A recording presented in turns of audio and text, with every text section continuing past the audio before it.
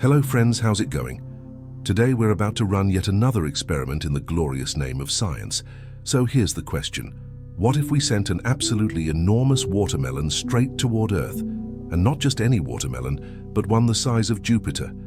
Yes, really, a Jupiter-sized watermelon. Because apparently regular-sized bad ideas are no longer enough. Let's do it and see what happens.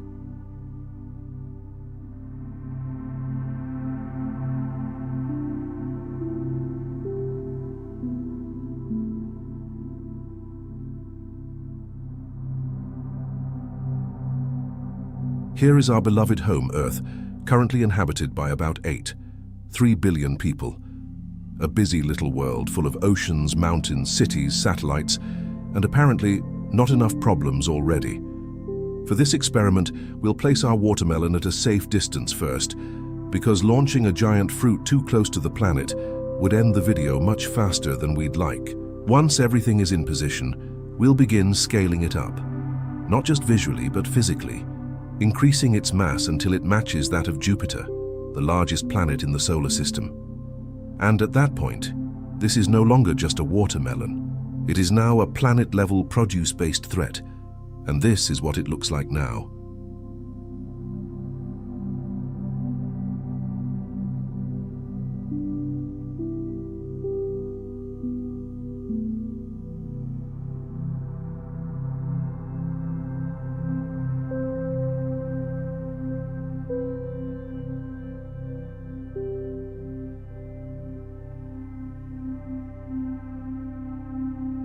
To really understand the sheer scale of this thing, let's take a look at how Earth sees it from down below. From our perspective, this would not look like some harmless fruit floating in space. It would look like a colossal striped world dominating the sky. For comparison, Jupiter is so large that more than 1/300 Earths could fit inside it. So yes, this is no ordinary watermelon anymore. This is basically a cosmic disaster with a refreshing summer aesthetic. And just imagine the view, a giant green sphere with dark stripes hanging over the planet like nature itself decided to become deeply unreasonable. Now, to get an even better seat for the show, let's move and watch this event directly from the moon. A front row seat 400 kilometers away, with no atmosphere, no clouds, and absolutely no ticket refund policy. So grab your chair, your popcorn, and press play.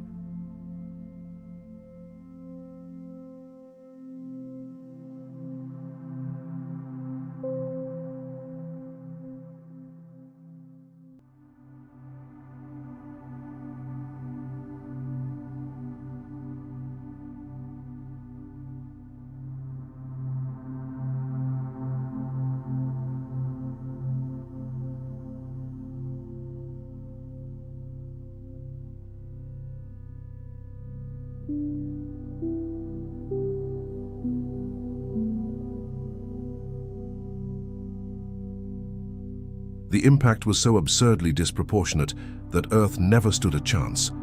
Humanity, the oceans, the atmosphere, every living thing that called this planet home, all of it would be overwhelmed in an instant by a colossal force beyond anything our world could possibly endure. Earth would not simply be damaged, it would be effectively erased as a stable planet. And from that moment on, the watermelon would take Earth's place in orbit around the Sun.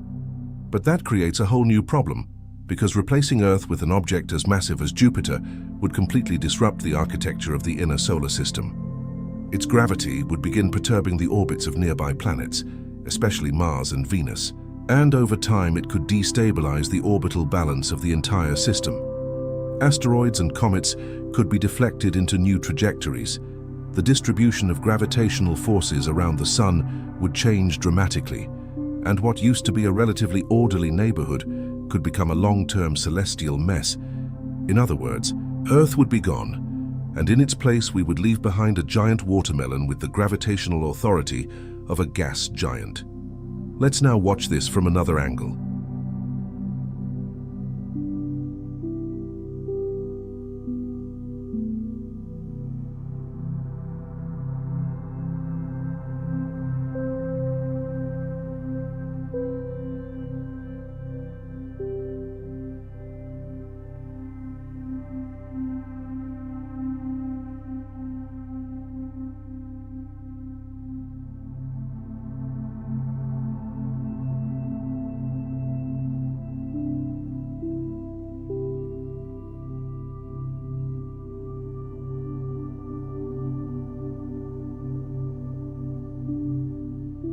Interesting. But now let's talk about the moon. What would happen if it were suddenly bombarded by asteroids? And I mean all at once, not spread out over billions of years like in its actual history, but in one concentrated cosmic attack. Normally, the moon has spent its entire existence being hit, scarred, and reshaped by impacts, which is exactly why its surface is covered in craters. But if we forced that process to happen in a single moment, the result would be far more violent. Depending on the size and number of the asteroids, we could see enormous shockwaves ripping across the lunar surface, vast plumes of debris being blasted into space, and possibly even fragments escaping the moon's gravity entirely. Some of that debris could be thrown toward Earth, creating spectacular meteor showers, which would be much less charming once the larger pieces started arriving. And if the bombardment were extreme enough, entire regions of the moon could be melted, fractured, or reshaped on a massive scale. So yes, the moon has already had a rough life, but this would be the Deluxe Catastrophe Edition. Let's do it all at once and see what happens.